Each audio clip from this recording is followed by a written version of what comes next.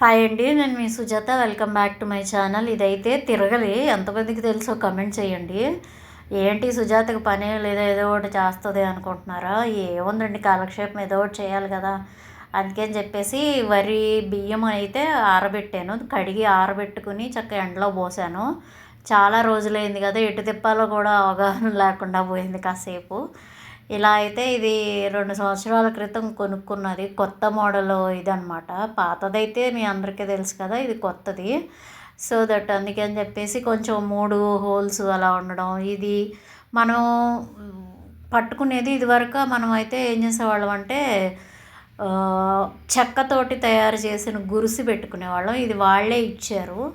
నేను అప్పటికప్పుడు ప్రిపేర్ చేద్దాము అన్న ఉద్దేశంతో అయితే చేశాను. మా వారికి వరి రవ్వ ఉప్మా చాలా ఇష్టం. మా హబ్బీ చాలా ఇష్టంగా తింటారు. సరే అనేసి ఇలా అయితే ఇసురుతున్నాను. చూసారు కదా, చక్కగా మనం అలా తిప్పుతూ ఉంటే ఆ హోల్స్లో నుంచి బియ్యం వెళ్ళి కిందకి చక్కగా మనకి కొంచెం పిండిలాగా, కొంచెం రవ్వలాగా అలాగ వస్తుందండి.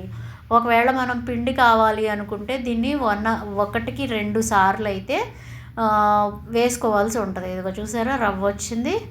ఇలా అయితే మొత్తం అంతా నేను ఒక సేరు బియ్యం అయితే చేసుకున్నాను. జస్ట్ ఒక 4-5 వంపులు వంపేసేసి అయితే కడిగి ఆరబెట్టుకున్నాను. ఎండలో బాగా ఎర్రగండిపోయిన తర్వాత తీసుకుని చక్కగా ఇలాగా పిండి అయితే పట్టాను. రవ్వ అయితే పట్టుకున్నాను. ఒకవేళ మనకు పిండి కావాలి అంటే అలా రవ్వ వచ్చిందని మళ్ళీ అయితే ఇంకోసారి ఇసురుకోవాల్సి ఉంటుందండి. బాగుంది కదా.